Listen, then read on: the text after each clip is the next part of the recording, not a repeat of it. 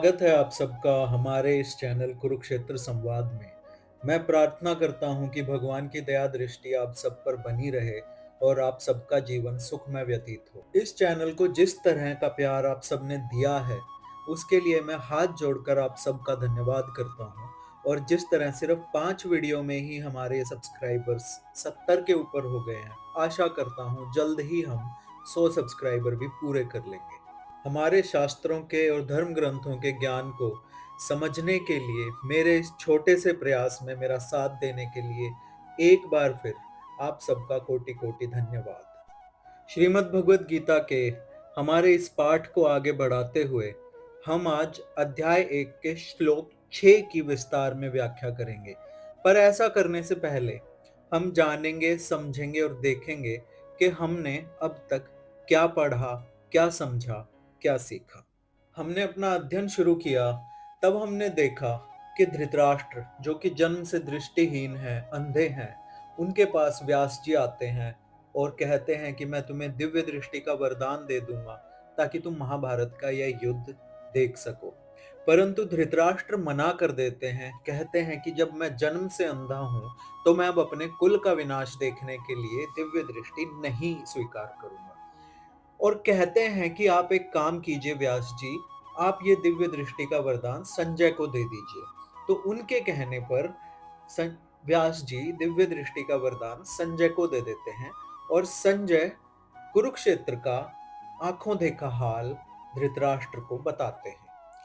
पहले श्लोक में हमने देखा कि किस तरह धृतराष्ट्र संजय से पूछते हैं कि धर्म क्षेत्र कुरुक्षेत्र में युद्ध की इच्छा से एकत्रित हुए मेरे और पांडु के पुत्रों ने क्या किया, जिसमें हमें ये भाव पता चलता है कि धृतराष्ट्र अपने और अपने भाई राजा पांडु के पुत्रों में किस तरह से एक भेद रखते हैं, एक फर्क रखते हैं, जो कि आगे चलकर महाभारत के इस युद्ध का कारण बना। दूसरे श्लोक से संजय जी महाभारत के युद्ध का वृतांत बताना शुरू करते हैं कि किस तरह पांडवों की सेना को देखकर दुर्योधन के मन में एक भय उत्पन्न हुआ, एक डर जागा। पांडवों की सेना संख्या में कम होने के बावजूद भी दुर्योधन को बहुत बड़ी दिखाई देने लगी, क्योंकि पांडवों की सेना जानती थी कि वो धर्म के लिए लड़ रहे हैं और भगवान श्री कृष्ण स्वयं उनके पक्ष में लड़ रहे हैं। आगे हमने देखा कि दुर्योधन किस तरह द्रोणाचार्य के पास जाता है और उन्हें पांडवों के खिलाफ भड़काने की कोशिश करता है, उनके मन में पांडवों के खिलाफ नफरत, एक द्वेष जगाने की कोशिश करता है। वो एक एक करके पांडवों की सेना में खड़े एक एक महारथी का नाम लेता है और द्रोणाचार्य के मन में एक एक करके उन सब के प्रति द्वेष जगाने की कोशिश करता है। श्लोक 4, 5 और 6 में हमें दुर्योधन का ये प्रयास दिखाई पड़ता है, जिसमें वो पांडवों की सेना का जिक्र करता है। हम श्लोक 4 और 5 पहले ही देख चुके हैं। आज हम देखेंगे कि दुर्योधन ने श्लोक 6 में क्या कहा और उसके पीछे का भाव क्या है, उसके पीछे दुर्योधन की इच्छा क्या है, उसकी छुपी हुई इच्छा क्या है। पर यह सब करने से पहले आइए एक बार देखें कि यह श्लोक का उच्चारण किस प्रकार है। तो आइए देखते हैं अध्याय 1 श्लोक 6।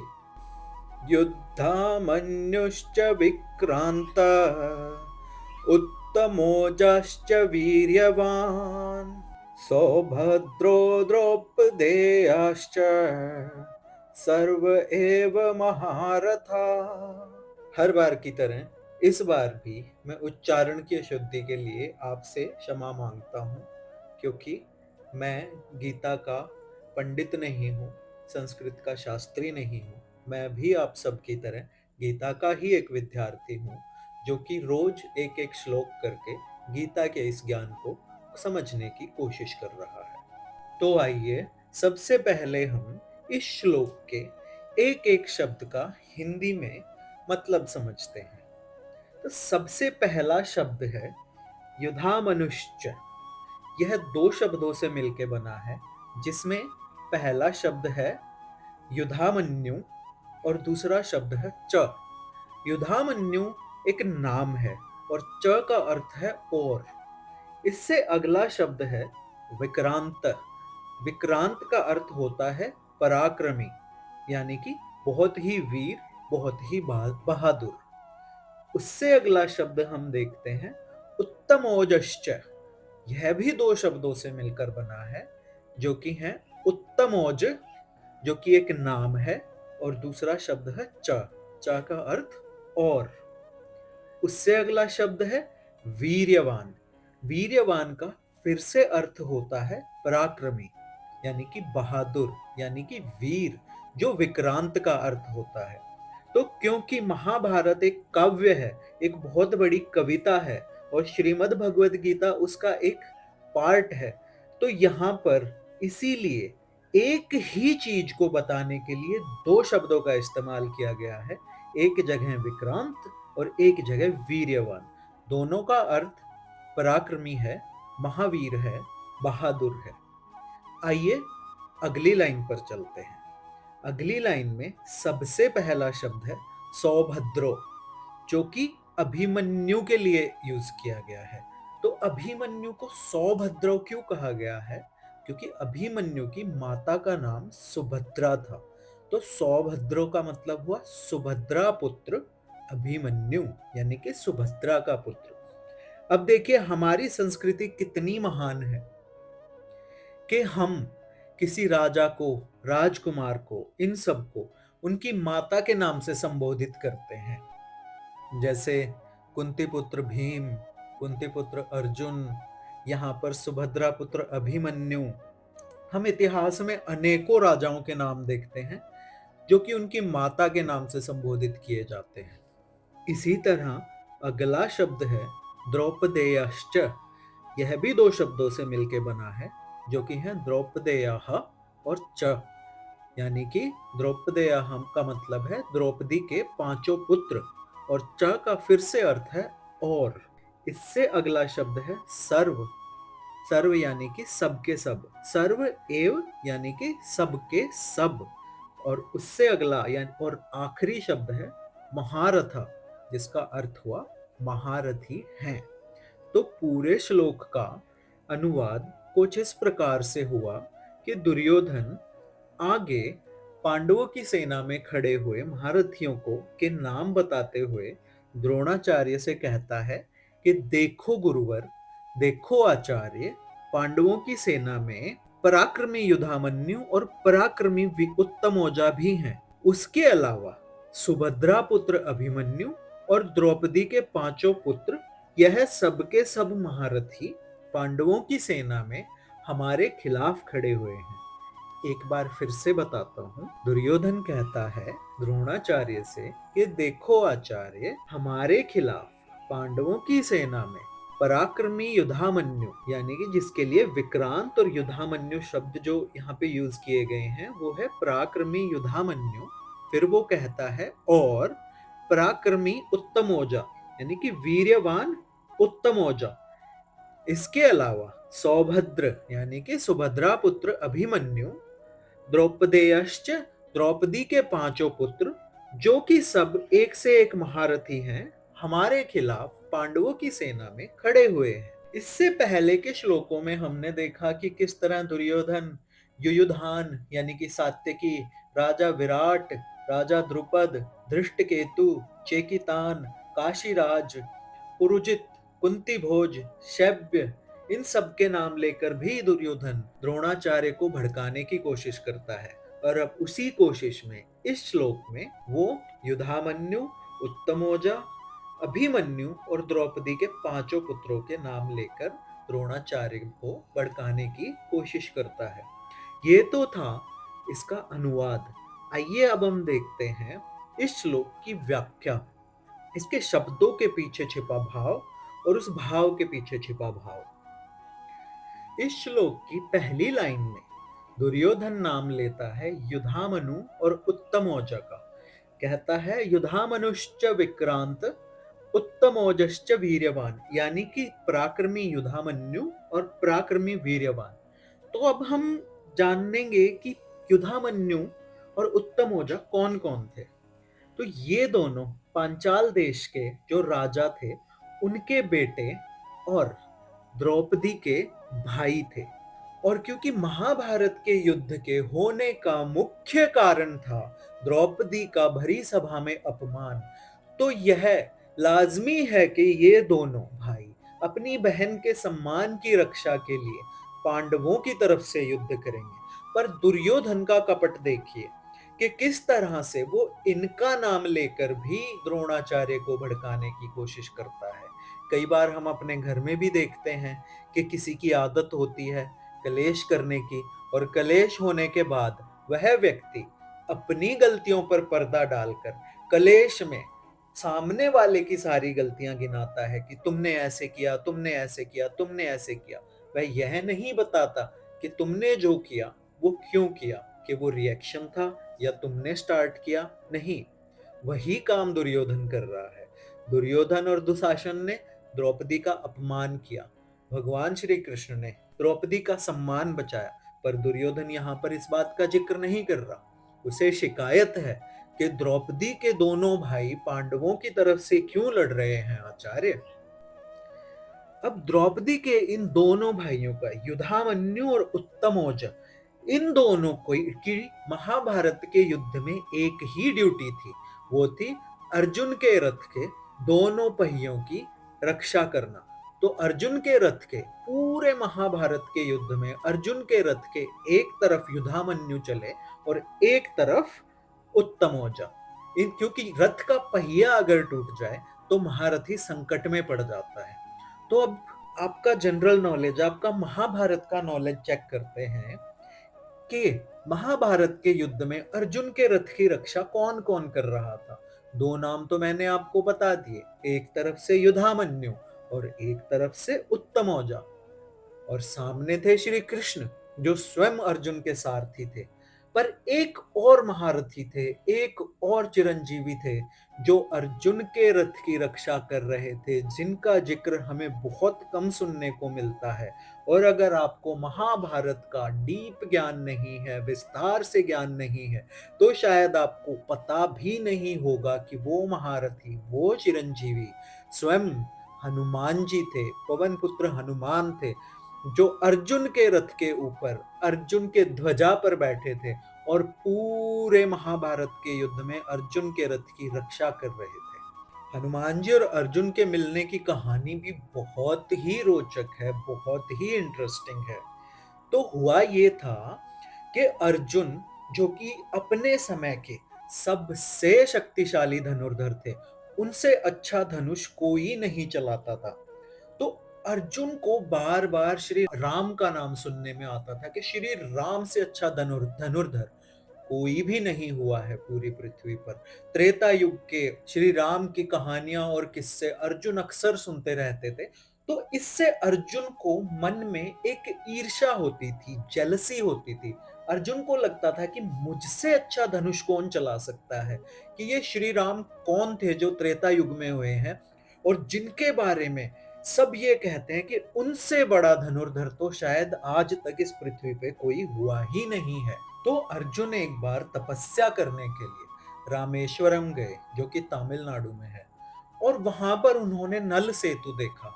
ये वही सेतु था जिसे श्री राम के लिए नल ने वानरों की सहायता से समुंदर पर बनाया था, ताकि वानर सेना लंका पर चढ़ाई कर सके। और उस सेतु को देखकर, क्योंकि अर्जुन में भी उस समय तक ईगो था, एक अहंकार था, तो अर्जुन के मन में आया कि अगर श्री राम इतने ही बड़े धनुर्धर थे तो उन्हें नल की सहायता से ये पत्थरों का सेतु, ये पत्थरों का ब्रिज बनाने की क्या जरूरत थी। अगर वो इतने ही बड़े धनुर्धर थे तो क्या वो अपनी धनुर्विद्या से बाणों का पुल नहीं बना सकते थे। और यही विचार करते करते अर्जुन मुस्कुराता है और वो अपने मन में ये ख्याल पक्का कर लेता है कि नहीं, दुनिया का, इतिहास का सबसे महान धनुर्धर तो मैं ही हूं। उस समय वहां पर हनुमान जी एक साधारण बूढ़े वानर के रूप में तपस्या कर रहे थे। हनुमान जी चिरंजीवी हैं, याद रखिए। हनुमान जी की मृत्यु नहीं हुई थी, वो आज भी हमारे बीच में इसी धरती पर जहां राम का नाम लिया जाता है वहां पर प्रकट हो जाते हैं और खुश हो जाते हैं। पर श्री राम के बारे में ऐसी बातें अर्जुन को सोचता देख हनुमान जी को व्यथा हुई। और हनुमान जी जानते थे कि ये जो अहंकार है ये एक दिन अर्जुन के पतन का कारण बनेगा, इसके गिरने का कारण बनेगा। सो हनुमान जी ने सोचा कि क्यों ना इसको कुछ सबक सिखाया जाए, क्यों ना इसकी बुद्धि ठिकाने पे लाई जाए। तो हनुमान जी वहां पे आए और उन्होंने अर्जुन से कहा कि तुम क्या सोच रहे हो। तो अर्जुन ने बड़े ही चौड़े होके एकदम खुशी से बताया कि मैंने आज तक सुना था कि श्री राम सबसे बड़े धनुर्धर हैं, पर आज मुझे यकीन हो गया है कि मुझसे महान धनुर्धर इस पृथ्वी पर ना तो कोई हुआ है और ना ही कोई होगा। तो यह बात सुनकर हनुमान जी मुस्कुराए, बोले तुम्हें ऐसा क्यों लगता है। तो अर्जुन ने कहा कि अगर श्री राम इतने ही बड़े धनुर्धर थे तो वो समुद्र पर बाणों का पुल बनाते, पत्थरों का पुल ना बनाते। तो हनुमान जी ने कहा कि श्री राम की सेना में बहुत ही विशालकाय वानर थे, बहुत ही बड़े बड़े वानर, बहुत बलवान वानर थे। और अगर वो बाणों का पुल बनाते तो एक भी वानर का वजन वो पुल ना ले पाता और ध्वस्त हो जाता। तो अर्जुन ने कहा मैं इस बात पर यकीन नहीं करता। तो बूढ़े वानर का रूप लिए हनुमान जी ने कहा कि तुम एक काम करो, तुम बाणों का पुल बनाओ और मैं तो एक बूढ़ा वानर हूं, तुम्हारा वो पुल अगर मेरा भी वजन ले गया तो तुम सबसे महान धनुर्धर, और अगर वो टूट गया तो श्री राम सबसे महान। तो अर्जुन अभी भी अपने अहंकार में मदमस्त था। अर्जुन ने कहा कि अगर मैं जीत गया तो आपको अग्नि में प्रवेश करना पड़ेगा, अपने प्राण त्यागने पड़ेंगे, और अगर आप जीत गए तो मैं अग्नि में प्रवेश करूंगा। शर्त लग गई। अर्जुन ने एक पुल बनाया। पुल बनाया तो हनुमान जी बूढ़े वानर का रूप लिए जाके उस पुल पे अपनी सिर्फ पूंछ रखी और वो पुल जो था वो ध्वस्त हो गया, तहस नहस हो गया। अब वचन तो वचन है, अर्जुन एक क्षत्रिय था, उसने वचन दे दिया। तो उसने अग्नि जलाई और कहा कि मैं इसमें प्रवेश करूंगा। तभी वहां पर एक बूढ़ा ब्राह्मण आया और उसने कहा कि यहाँ पे क्या चल रहा है, आप मुझे बताइए। तो दोनों ने पूरी कहानी उस बूढ़े ब्राह्मण को बताई। तो बूढ़े ब्राह्मण ने कहा कि क्या तुम्हारी इस शर्त का कोई गवाह है, कोई साक्षी है जो इस बात को वेरीफाई कर सके। तो दोनों ने कहा नहीं। तो बूढ़े ब्राह्मण ने कहा अरे अरे अरे, इतनी बड़ी बात, इतना सीरियस मैटर, और कोई साक्षी नहीं है, कोई विटनेस नहीं है, ऐसे कैसे चलेगा। आप दोबारा से कीजिए, इस बार मैं गवाह बनूंगा, मैं साक्षी बनूंगा। तो अर्जुन ने फिर से बाणों का पुल बनाया और हनुमान जी फिर उस पर चलने लगे, पर इस बार पुल नहीं टूटा। हनुमान जी ने एक कदम रखा, दूसरा कदम रखा, तीसरा कदम रखा तो देखा कि जो सरोवर जिसके ऊपर वो पुल बना है उसमें बहुत खून ही खून हो गया है। तो हनुमान जी ने देखा कि बूढ़े ब्राह्मण ने उस पुल को अपने कंधे पे उठाया हुआ है। तब हनुमान जी को समझ आया कि ये तो श्री राम हैं जो द्वापर युग में श्री कृष्ण का रूप लेकर आए हैं। तो हनुमान जी रोने लगे, बोले प्रभु ये मुझसे क्या हो गया, ये तो मुझसे बहुत बड़ी गलती हो गई।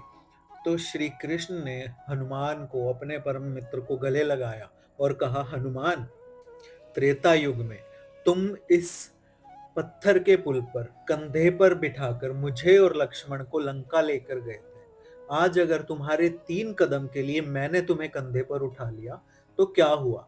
तुम्हारा वो उपकार, तुम्हारा वो एहसान जो तुमने त्रेता युग में मुझ पर किया था, जितना तुमने मेरा साथ दिया और जितनी भक्ति तुमने मेरी की, उसका बदला मैं कभी नहीं उतार सकता। वहीं दूसरी तरफ अर्जुन को समझ आया कि श्री कृष्ण किस तरह उसे बचाने के लिए बूढ़े ब्राह्मण का रूप लेकर आए और उन्होंने उस पुल को अपने कंधे पर उठाया। तो कहा जाता है कि महिमा सिर्फ नाम की है। पहली बार जब पत्थर का पुल बना तो एक एक पत्थर पर श्री राम का नाम लिखा गया, और अर्जुन ने जब दूसरी बार बाणों का पुल बनाया तो उसमें एक बार तो उसका अहंकार बोल रहा था, पर जब उसने दोबारा बाणों का पुल बनाया तो उसने श्री कृष्ण का ध्यान किया। तो महिमा सिर्फ नाम की है, चाहे तुम श्री राम बोलो चाहे श्री कृष्ण बोलो, महिमा सिर्फ उसके नाम की है जिसके नाम से पत्थर भी तैरने लगते हैं और बाणों का पुल भी खड़ा रहता है। इसके बाद हनुमान जी ने स्वीकार किया कि वो अर्जुन के रथ की रक्षा करेंगे, ध्वजा बनकर उसके रथ पर बैठे रहेंगे, और इसी वजह से अर्जुन के रथ के एक रखवाले स्वयं हनुमान जी थे। अगला नाम दुर्योधन लेता है सौभद्र, सौभद्रो, जो कि अभिमन्यु का नाम है। अब अभिमन्यु की कहानी हम सब जानते हैं, हम सब ने किसी ना किसी फॉर्म में किसी ना किसी तरह वो कहानी सुनी है। ये कहानी खास करके बच्चों का उत्साह बढ़ाने के लिए बहुत सुनाई जाती है। अभिमन्यु जो था वो श्री कृष्ण और बलराम की बहन सुभद्रा और अर्जुन का पुत्र था, जिसने बचपन में अपनी माँ के गर्भ में ही अपने पिता अर्जुन को चक्रव्यूह भेदने की कला सिखाते हुए सुन लिया था। पर वो सिर्फ आधी ही कला सीख पाया था कि सुभद्रा सो गई और अर्जुन आगे की कला नहीं बताते हैं। तो जब युधिष्ठिर को पकड़ने के लिए द्रोणाचार्य ने चक्रव्यूह की रचना की, तो अभिमन्यु को पांडवों ने भेजा उस चक्रव्यूह को तोड़ने के लिए, क्योंकि अर्जुन को तो द्रोणाचार्य के प्लान के अकॉर्डिंग युद्ध क्षेत्र से दूर ले जाया गया था किसी और से युद्ध करने के लिए। तो अभिमन्यु अब उस चक्रव्यूह में घुसते हैं, भेदते हैं, और वो बहुत वीरता से लड़ते हैं, इतनी वीरता से लड़ते हैं कि सब परेशान हो जाते हैं कि किस तरह इस 16 साल के बालक को रोका जाए। अब देखिए, महाभारत में भी युद्ध का एक धर्म होता था, रूल्स होते थे। कुछ रूल्स इस तरह थे कि कुछ रूल इस तरह से थे कि सूर्योदय से पहले और सूर्यास्त के बाद कोई युद्ध नहीं होगा, यानी कि सूरज उगने से पहले और सूरज छुपने के बाद कोई युद्ध नहीं होगा। एक रूल था कि शाम को जब युद्ध रुक जाए तो जिसकी तरफ से जिसकी मृत्यु हुई है उनको उनकी जो शरीर है वो ले जाने की परमिशन दी जाए, उस समय कोई एक दूसरे पर हमला नहीं करेगा। एक रूल था कि एक महारथी से केवल एक ही महारथी लड़ेगा और जब उनमें से एक हार जाएगा तब दूसरा उससे युद्ध करेगा। एक नियम होता था कि आप निहत्थे पर वार नहीं करोगे। तो अब अभिमन्यु से जब एक एक करके युद्ध कर रहे थे तो कोई नहीं जीत पाया था। तो इसलिए 6 महारथियों ने मिल अभिमन्यु पर प्रहार करने शुरू किए, जो कि थे द्रोणाचार्य, कृपाचार्य, कर्ण, अश्वत्थामा, बृहदबल और कृतवर्मा। इन 6 के 6 ने मिलके अभिमन्यु को, एक 16 साल के बालक को घेरा। कर्ण ने पीछे से वार करके अभिमन्यु का धनुष तोड़ दिया। कृतवर्मन ने अभिमन्यु के घोड़ों को मार डाला। कृपाचार्य ने उसके सारथी को मार डाला। अब धनुष और रथ हाथ से जाने के बाद भी अभिमन्यु हाथ में तलवार और ढाल लेकर पैदल ही युद्ध क्षेत्र में अपने धर्म का पालन करता हुआ उतर पड़ा और वीरता से लड़ता रहा। तब द्रोणाचार्य ने उस पर हमला करके उसकी तलवार के टुकड़े कर दिए और कर्ण ने उसकी ढाल तोड़ दी। अब अभिमन्यु बिल्कुल निहत्था हो गया, तो उसने अपने रथ का पहिया उठाया और उसने रथ के पहिए से लड़ना शुरू करा। पर सबने मिलकर, 6 लोगों ने एक साथ मिलकर उस 16 साल के बालक के हाथ से वो रथ का पहिया भी तोड़ दिया। तब अभिमन्यु को कहीं से बहुत बड़ी गदा मिली और उसने वो गदा अश्वत्थामा पर चलाई। अभिमन्यु के डर से अश्वत्थामा रथ छोड़कर भाग गया। अश्वत्थामा को भागता देख दुशासन का पुत्र गदा लेकर अभिमन्यु के पीछे आया और दोनों की लड़ाई हुई। दोनों बेहोश होकर जमीन पे गिरे। दुशासन का पुत्र उठा और उसने बेहोश अभिमन्यु के सर पे गदा से वार करके उसको मार दिया। तो अभिमन्यु के साथ जो हुआ ना, वो युद्ध के धर्म की अवहेलना थी। अब मेरी बात सुन के आप शायद कहो, तो क्या हो गया? युद्ध में तो यही होता है, लोग मारे जाते हैं, युद्ध में कैसा धर्म? युद्ध में तो जीत होनी चाहिए, चाहे किसी भी तरह हो। हमने तो सुना था कि मोहब्बत और जंग में सब जायज है। अंग्रेजी में भी कहते हैं everything is fair in love and war. पर ये हमारी भाषा नहीं है, ना ही मोहब्बत, ना ही जंग, ना लव, ना वॉर। मोहब्बत और जंग अरबी फारसी भाषा से आए हैं और लव और वॉर अंग्रेजी से। ये उनकी संस्कृति है कि मोहब्बत और जंग में सब जायज होता है, everything is fair in love and war. ये हमारी संस्कृति नहीं है। हमारी संस्कृति में युद्ध का धर्म होता है और प्रेम में त्याग होता है। युद्ध का धर्म होता है, जैसा कि महाभारत में था, कि सूर्यास्त के बाद नहीं लड़ना, एक महारथी से एक ही महारथी लड़ेगा, पीछे से वार नहीं करना। और प्रेम में त्याग होता है, जैसे राधा ने त्याग किया, जैसे माता सती ने त्याग किया, शिव जी के प्रेम में। तो अगर कोई कहे कि everything is fair in love and war, मोहब्बत और जंग में सब जायज है, तो कहना ये हमारी संस्कृति नहीं है कि तुम गलत हो। मोहब्बत और जंग में सब जायज होगा, पर हमारी संस्कृति ये नहीं सिखाती। हमारी संस्कृति में युद्ध का धर्म होता है और प्रेम में त्याग होता है। किसी भी कीमत पर किसी को पाना, उनके लिए मोहब्बत होती होगी, उनके लिए लव होता होगा, पर हमारी संस्कृति हमें कहती है कि प्रेम में अपने प्रेमी को पाना ही सब कुछ नहीं होता, त्याग होता है। जहां त्याग करना पड़े वहां त्याग करो, वो सच्चा प्रेम है। यही गीता हमें सिखाती है कि मुश्किल से मुश्किल स्थिति में भी, मुश्किल से मुश्किल हालात में भी अपने धर्म का पालन करो, अपनी ड्यूटी का पालन करो, ऐसा कार्य करो जिससे सबका भला हो, सिर्फ तुम्हारा फायदा ना हो, सबका फायदा हो। कोई तुमसे कहे कि गीता युद्ध की किताब है, तो उसे समझाना कि अरे मूढ़मती, गीता युद्ध की किताब नहीं है, गीता धर्म की किताब है। गीता ड्यूटी सिखाती है, गीता कर्तव्य को पूरा करना सिखाती है, अपने कर्तव्य का पालन सिखाती है। फिर वो कर्तव्य चाहे युद्ध करना हो, चाहे प्रेम में त्याग करना हो, या सिर्फ अपनी नॉर्मल ड्यूटी करना हो। गीता हमें अच्छा इंसान बनना सिखाती है। आगे दुर्योधन बोलता है, द्रौपदश्च, यानी कि द्रौपदी के पांचों पुत्र, यानी कि युधिष्ठिर का पुत्र प्रतिविंध्य, भीम का पुत्र सुतसोम, अर्जुन का पुत्र श्रुतकर्मा, नकुल का पुत्र शतानीक और सहदेव का पुत्र श्रुतसेन। ये पांचों भी सामने सेना में खड़े हैं। अब यहाँ पे भी अश्वत्थामा ने धर्म का पालन ना करते हुए इन पांचों को सोते हुए मार दिया। ये कहानी मैं आपको तब सुनाऊंगा जब हम 8वें श्लोक में अश्वत्थामा पर आएंगे। अभी के लिए ये जानिए कि द्रौपदी के पांचों पुत्र भी युद्ध में पांडवों की सेना में खड़े हुए थे, ऐसा दुर्योधन कहता है। और दुर्योधन इन सब लोगों को कहता है कि ये सब तो एक से एक महारथी हैं, जो कि शास्त्र और शस्त्र विद्या में दोनों में प्रवीण हैं, दोनों में कुशल हैं। यानी कि ये हर एक युद्ध में 10-10 हजार धनुर्धारी योद्धाओं का संचालन कर सकते हैं, उनको युद्ध में लीड कर सकते हैं, इसलिए दुर्योधन इन्हें महारथी कहता है। तो आज की व्याख्या यहीं पे खत्म होती है।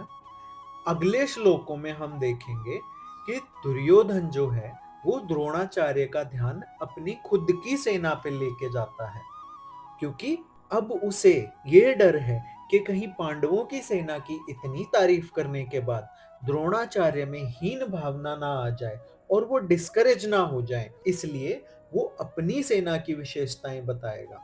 पर वो हम जानेंगे अगले वीडियो में। अभी के लिए आपसे मेरी यही विनती है कि मेरे इस चैनल को सब्सक्राइब करें, अपने घर के बड़े बूढ़े बच्चे जवान सबके फोन में इसे सब्सक्राइब करवाएं, ताकि ये संदेश सब तक पहुंच सके। जय श्री कृष्ण, जय श्री राम।